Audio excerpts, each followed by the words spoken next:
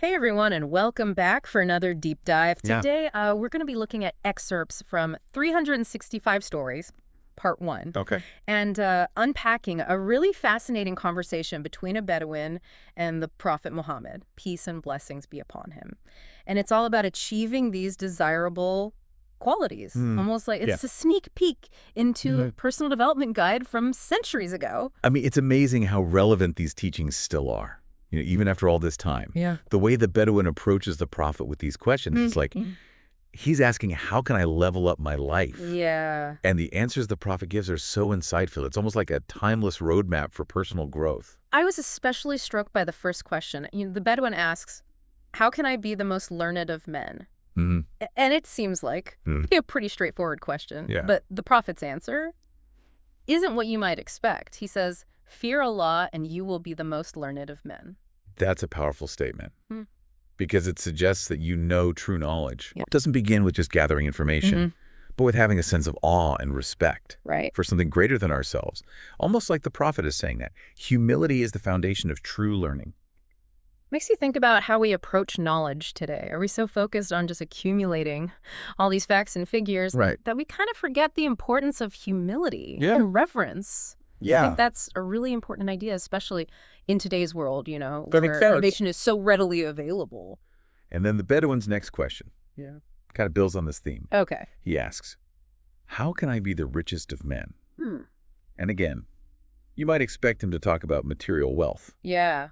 But instead, he advises contentment and wishing for others what one desires for oneself. That really challenges our modern obsession with material possessions, doesn't it?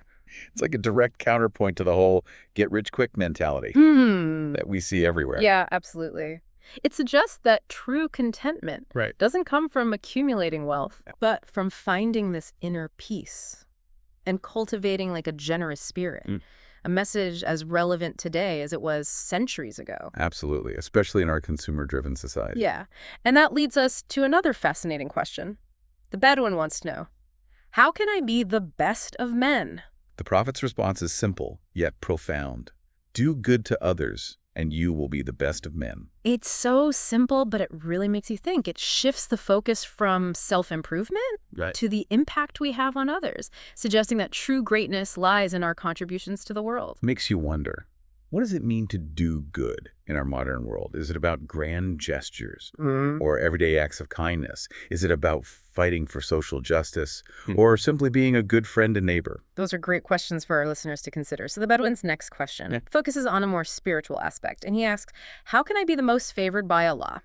And again, the prophet's answer isn't what you might expect. He says, engage as much as you can in Allah's praise, and you will be the most favored by him. Really emphasizes the importance of expressing gratitude and cultivating this deep connection with the divine. It's about going beyond just rituals and outward appearances and focusing on our inner devotion. I think this idea of praising Allah can be interpreted in many ways. It could be through prayer or meditation or simply appreciating the beauty of creation. It's about finding those moments of connection that nourish our souls. Yeah, and the Bedouin then moves on to a question that I'm sure a lot of our listeners can relate to. How do I complete my faith? The prophet's response is both simple and profound. If you have good manners, you will complete your faith. That really stood out to me. It suggests that faith isn't just this abstract concept. It manifests in our daily interactions and the way we treat others. It's almost like the prophet saying that good manners are a sign of genuine faith. Yeah. That our outward actions reflect our inner state. Makes me think about how we interact with people in our daily lives, especially those we might disagree with. Are we reflecting the values of our faith through our words and actions? It's a powerful thing to consider. Next, the Bedouin asks about how to be among the muzanin, those who do excellent good. Now, for listeners who might be unfamiliar with that, the concept of muzanin is a really important one in Islam. It refers to those who go above and beyond in their righteousness, who strive for excellence in all aspects of their lives. So how does the prophet suggest achieving this state? He says, adore Allah as if you see him. If you don't see him, he sees you. In this way, you will be among those who are the muzanin.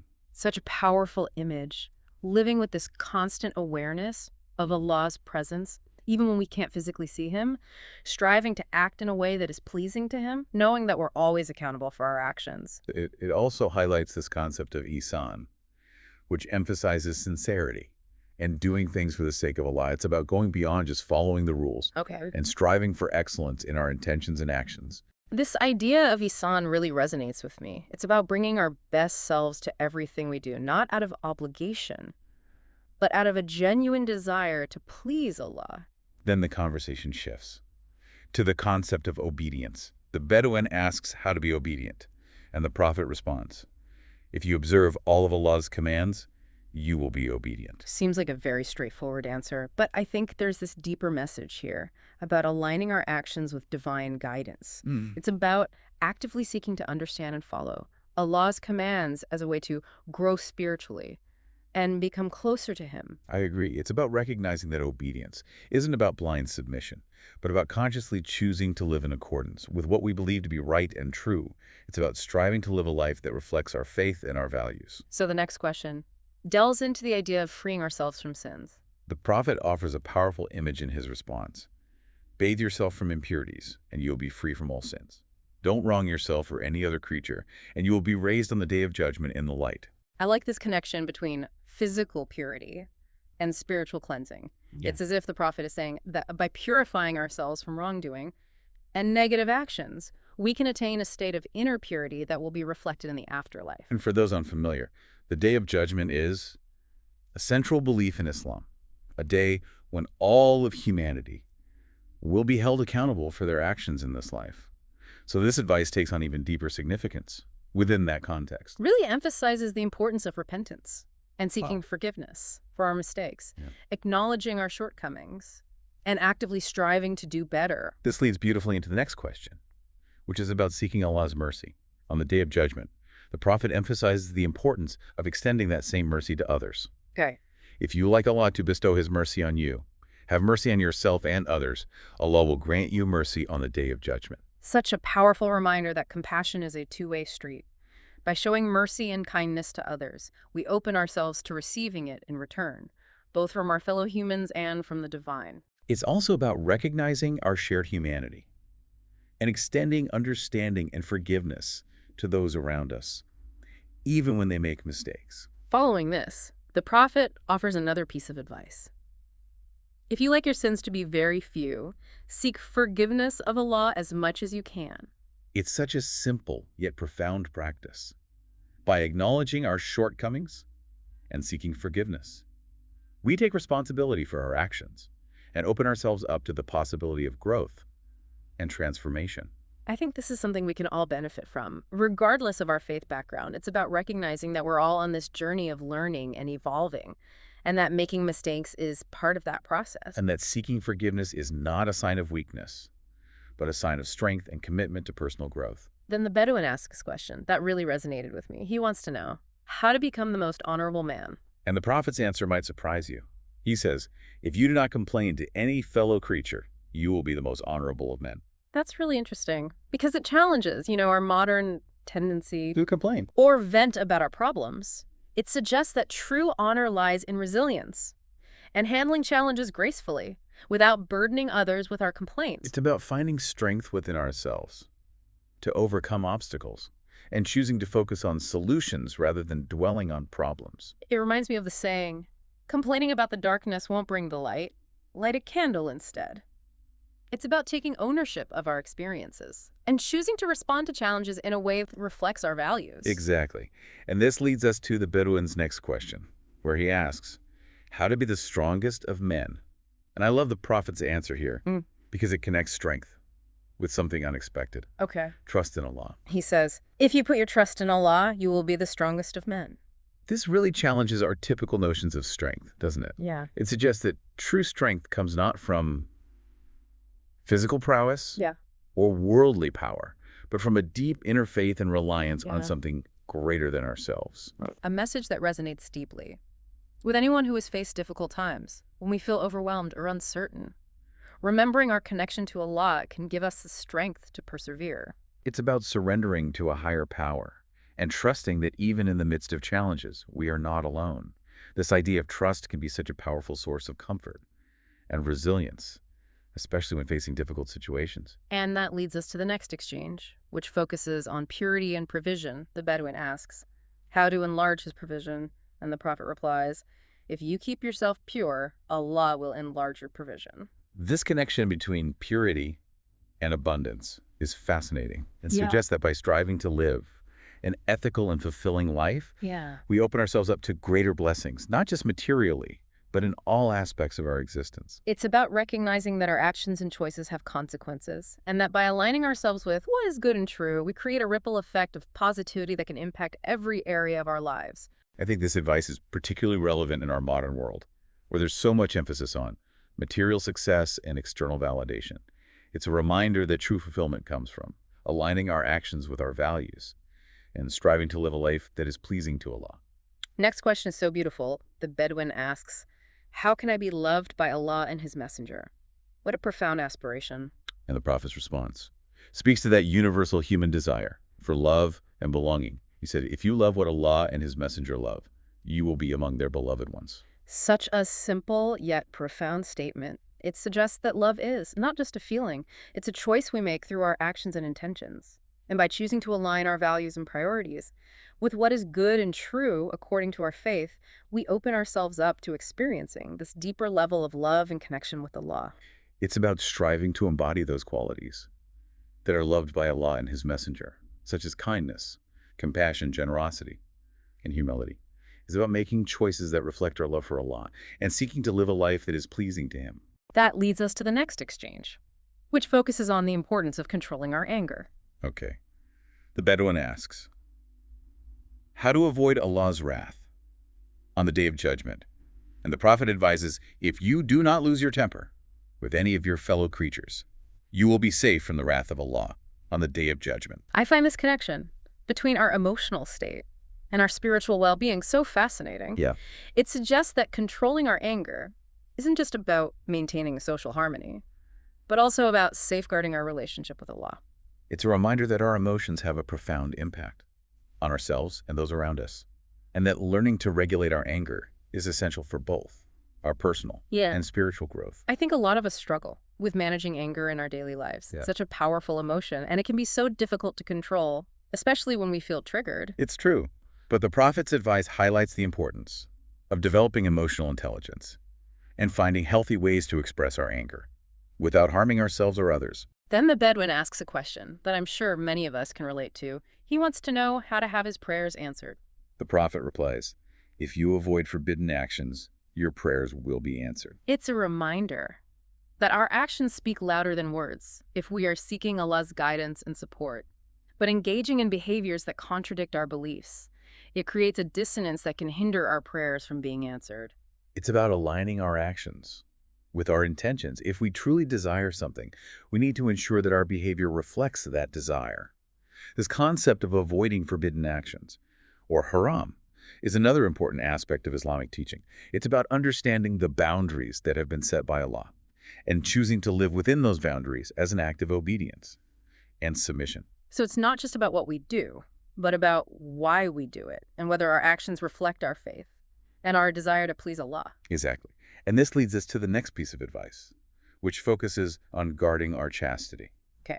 The Prophet says, if you guard your chastity, Allah will not disgrace you on the Day of Judgment. This advice speaks to the importance of personal integrity and self-respect. It's about upholding our moral values and treating ourselves and others with dignity. It's about making choices that reflect our commitment to living a life that is pleasing to Allah. It's a reminder that our choices have consequences, both in this life and the next, and that by living in alignment with our values, we cultivate a sense of inner peace and security that can't be taken away. And then the Bedouin asks a question about seeking protection from Allah. What does the Prophet advise? He says, do not uncover your fellow creatures' faults, and Allah will provide you with a covering protection on the Day of Judgment. This is such a beautiful teaching. It connects kindness and discretion with divine protection. It's a reminder that our words have power, and that by choosing to focus on the good in others, we create a more positive and supportive environment for ourselves and those around us. It's about cultivating empathy and understanding, recognizing that we all have flaws, and that choosing to expose those flaws can cause harm. It's about fostering a sense of community, and recognizing that we are all in this together. Then the conversation shifts to a more introspective tone, the Bedouin asks, about what will save him from sins. And the Prophet's answer is quite simple: tears, humility, and illness. This is a profound statement that invites us to reconsider the value of challenges and hardships. Tears can be a sign of genuine remorse and a desire to change. Humility helps us recognize our limitations and seek guidance from a higher power. And illness can serve as a reminder of our mortality and the preciousness of life. I think sometimes we try so hard to avoid pain and discomfort in our lives. But the Prophet's answer suggests that even challenging experiences can have spiritual value. It's about finding meaning and growth in the midst of suffering, and recognizing that even in the darkest of times, Allah is with us. This idea of finding meaning in suffering is a common theme in many spiritual traditions. It's about recognizing the challenges can help us grow and evolve, and that sometimes the most difficult experiences can lead to the greatest transformations. That's a beautiful way to look at it. It's about surrendering to the journey and trusting that even when we don't understand what's happening, there is a higher purpose at play. And then the Bedouin asks about the best and worst deeds in the eyes of Allah. The Prophet contrasts gentle manners, modesty, and patience with hot temper and miserliness. Really highlights the importance of cultivating positive character traits, both for our personal well-being and for our relationship with Allah. It's a reminder that true righteousness isn't just about outward actions, but about developing a kind, compassionate, and patient heart. It's about cultivating those inner qualities that reflect our highest selves and striving to embody those qualities in our daily interactions. And that leads us to the next exchange, where the Bedouin asks, what will calm Allah's wrath, both in this life and hereafter? The Prophet's answer is both simple and profound: conceal charity and kindness to relatives. Such a beautiful reminder that selfless giving and nurturing our relationships with loved ones have a profound impact on our well-being, both in this life and the next. Concealed charity, in particular, is a powerful concept. It emphasizes the purity of intention behind our actions. It's about giving without seeking recognition or reward, simply out of a genuine desire to help others. I love that. It's about shifting the focus from our own ego to the needs of others, and recognizing that true generosity comes from a place of humility and compassion. And kindness to relatives, of course, underscores the importance of family ties and the responsibility we have to support those closest to us. It's about nurturing those bonds and recognizing that our families are a source of strength and support. And finally, the Bedouin asks a profound question: what extinguishes hellfire on the day of judgment?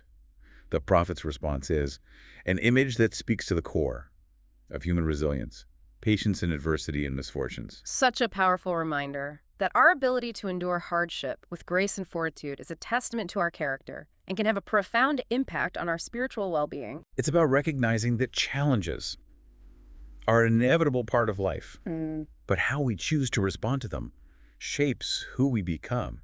It's about finding strength within ourselves and drawing upon our faith to navigate difficult times, knowing that with every challenge overcome, we emerge stronger and more resilient than before. And that's where we'll wrap up part 1 of this deep dive. We've covered so much ground. From seeking knowledge, to controlling anger, to cultivating patience in the face of adversity. It's amazing how much wisdom is packed into this conversation. And what's so inspiring is that these teachings are just as relevant today as they were centuries ago. They offer timeless guidance for anyone seeking to live a more meaningful and fulfilling life. We'll be back in part 2 to continue exploring this incredible dialogue.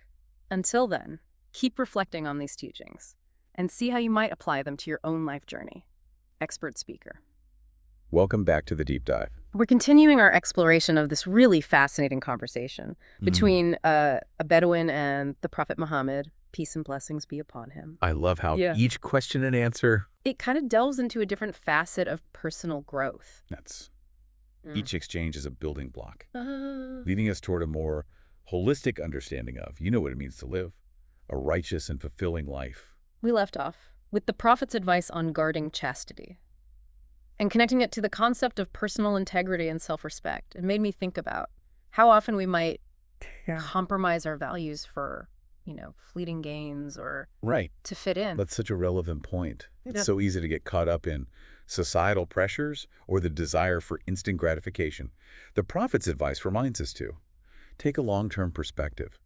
considering the impact of our choices on our spiritual well-being. It's about making choices that align with our deepest values, even when it's difficult or unpopular. Absolutely. And it leads us beautifully into the next question. Okay. Where the Bedouin asks for guidance on how to be protected by Allah on the Day of Judgment. The Prophet's response is so intriguing. He says, "Do not uncover your fellow creature's faults, and Allah will provide you with a covering protection on the Day of Judgment."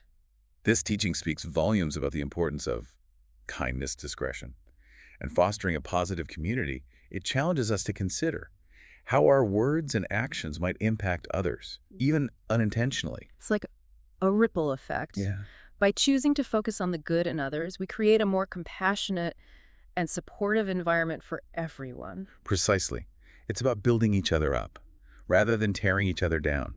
This advice reminds us to be mindful of gossip, criticism, and negativity, recognizing their potential to create division and harm. This really resonates with me, especially in today's world where social media often amplifies negativity and judgment. It's a powerful reminder to choose kindness and compassion, both online and offline. Then the conversation takes an interesting turn. The Bedouin inquires about what can save him from sins. And the Prophet's answer is quite unexpected: tears, humility, and illness. This response really struck me because it invites us to reframe our understanding of challenges and suffering.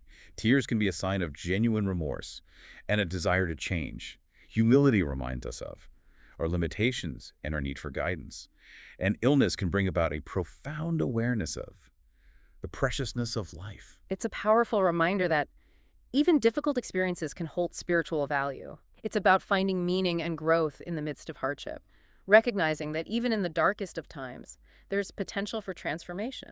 This perspective challenges the idea that a spiritual life is always about feeling good or avoiding pain.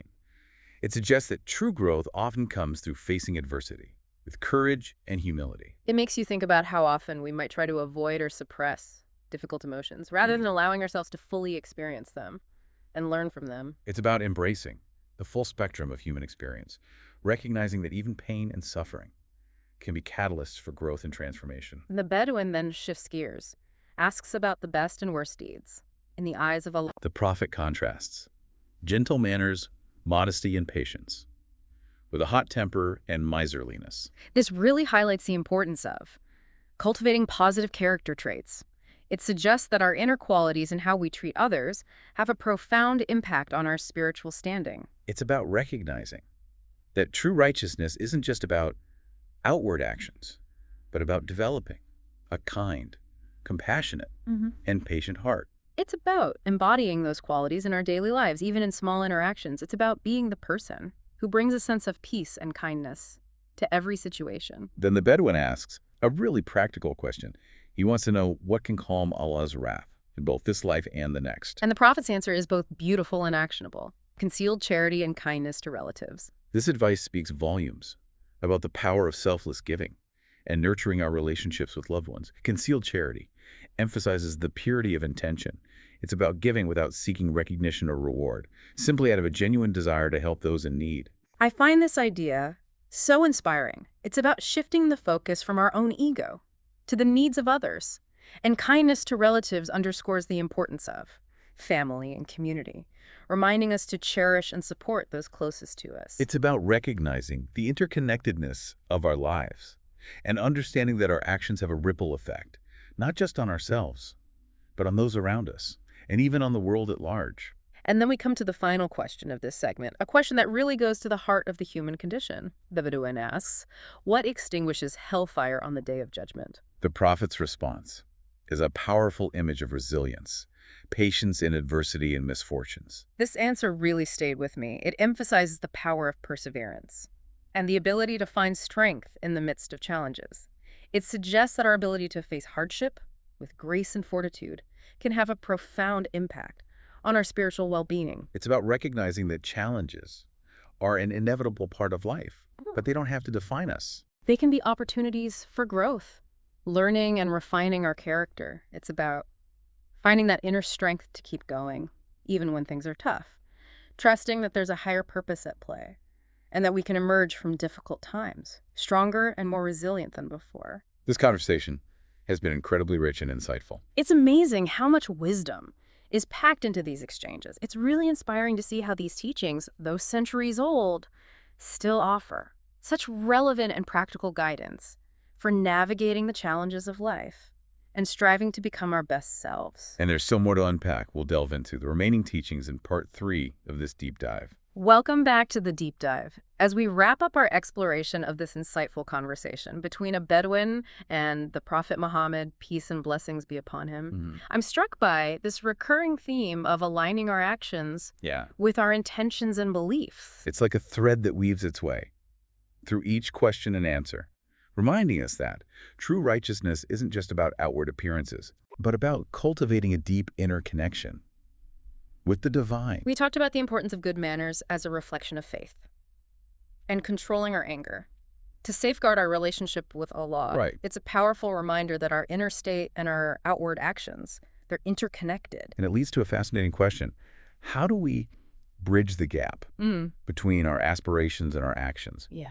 How do we take these beautiful teachings and translate them into tangible changes in our daily lives? That's where the real work begins, right? Absolutely. It's easy to intellectually grasp these concepts, but putting them into practice, that's the real challenge. Yeah, it requires conscious effort, self-awareness, and a willingness to examine our habits and patterns of behavior. It's about identifying those areas where we might be falling short, and then actively seeking ways to align ourselves more fully with the virtues we aspire to. It's a journey of self-discovery and transformation. And it's not always easy. There will be setbacks and challenges along the way, but that's where the virtue of patience comes in. As the Prophet emphasized in his response about extinguishing hellfire. Patience in adversity and misfortunes. It's a powerful reminder that challenges are an inevitable part of life. Right. But they don't have to define us. They can be opportunities for growth, learning, and refining our character. It's about finding that inner strength to persevere, even when things are tough. Trusting that there's a higher purpose at play and that we can emerge from difficult times stronger and more resilient than before. And it's important to remember that we don't have to go through this journey alone. The Prophet's advice about concealed charity and kindness to relatives highlights the importance of community and connection. By supporting each other, extending a helping hand, and sharing our struggles and triumphs, we can create a ripple effect of positivity that uplifts and inspires. It's a beautiful reminder that we're all interconnected and that by working together, we can create a more compassionate and supportive world.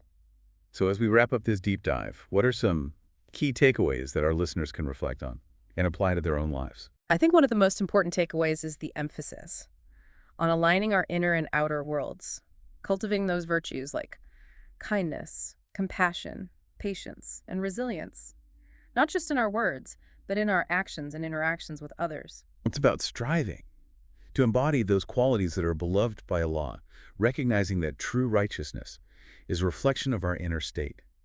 And it's about remembering that challenges and hardships are an inevitable part of life, but they can also be opportunities for growth and transformation.